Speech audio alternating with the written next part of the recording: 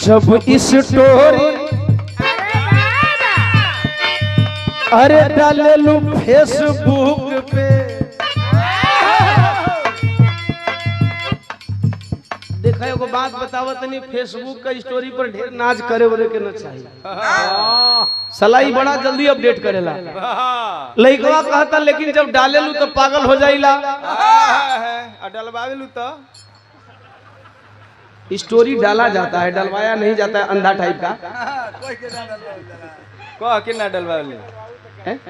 अच्छा कह के डलवावे लू, कितनी तुहू लगा दो विजय। कही के डलवावे कि नहीं, तनी हाउ वाला फटुआ डाल दीजिए जौन हमरे संगवा वाला है। लड़का कहता जब इस स्टोरी अरे डाले लू फेसबुक पे, पागल दीवाना बनावे लू लुक पे। फिर हम कहले सूरतिया रोज सपना में आवे,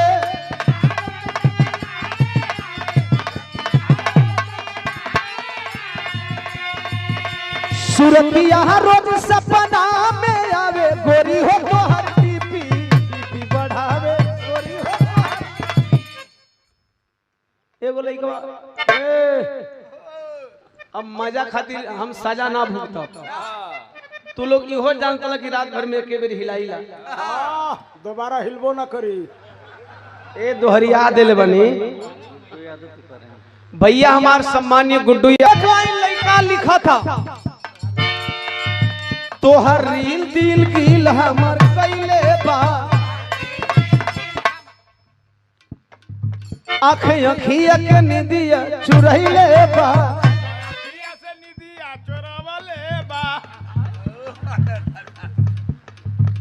हम 4-5 लाइन रट देती लेकिन बात वही है। अब लड़का इंतजार करा था, शवनिया मुसुकी बान चलावे, सबसे खतरनाक लाइन। लड़कन के ये बात का इंतजार ला, अब निकल जाई तब निकल जाई तब निकल जाई, साला दिन भर फेसबुक पे। अरे रानी रखेल तू के प्राइवेट नंबर, सबसे समस्या ही है। अब विजय भाई मत लइका और कौन यूट्यूबर का नाम डालते हैं हम, यूट्यूबर का चंदन भाई। अब जान लो जेकर नाम जान गए उ ढेर आगे निकल गए। की रानी रखेलू तू के प्राइवेट नंबर, अरे वेट करी चेक करी रोज मैसेंजर, इतने नहीं बड़ा कुछ थेथरो होला। अगर लड़की बहरी गई, अब ससुर लोग तू लोग का जवाब नहीं के दे, अगर ओकर सेटिंग दूसरा हो गई तो यार ब्लॉक मारो, फिर अब थेथरवा कहता रसो। अरे जवाब में न कोबरी पलाई आवे,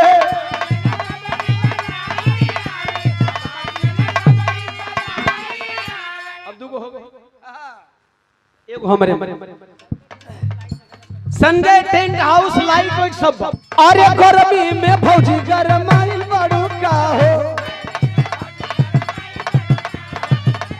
संजय टेंट हाउस लाउड। चला हम के कही कोई को जोड़ी लागे वाला बा, फेसबुक पे तो रोज ये देखा तनी इनकर शादी उनसे, उनकर शादी उनके, हमके जनाते नहीं केकर शादी कैसे होता।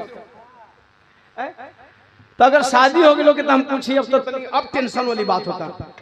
अरे गर्मी में भौजी गरमाइल बड़ू का हो, अपना मर से खिसियाइल बड़ू का हो।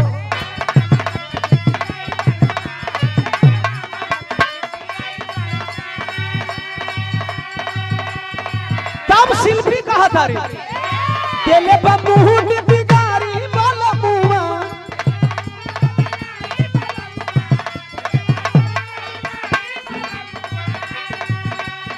तेले बाबू बिगाड़ी वाला मुआ, साड़ी में ताड़ी चुआ दियो रे मरनारी वाला मुआ, साड़ी में ताड़ी।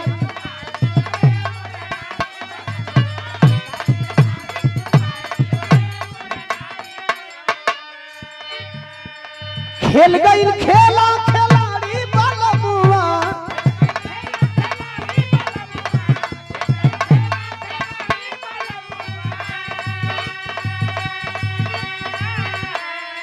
भाई।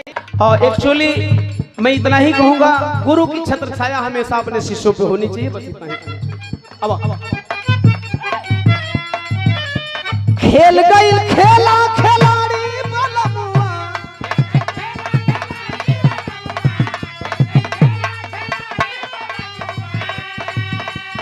खेल गई खेला खिलाड़ी बलमुआ चिकना जवानी बना दियो रे मोरिया नारी बलमुआ।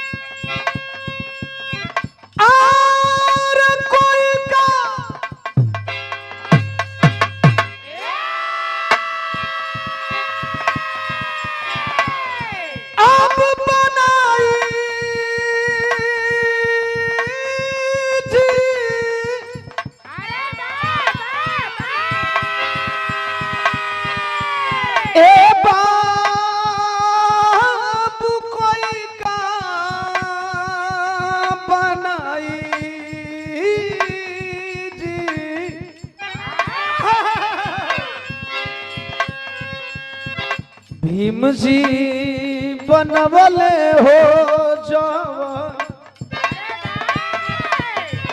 बाबा बनवले जवन अरे कोई का बना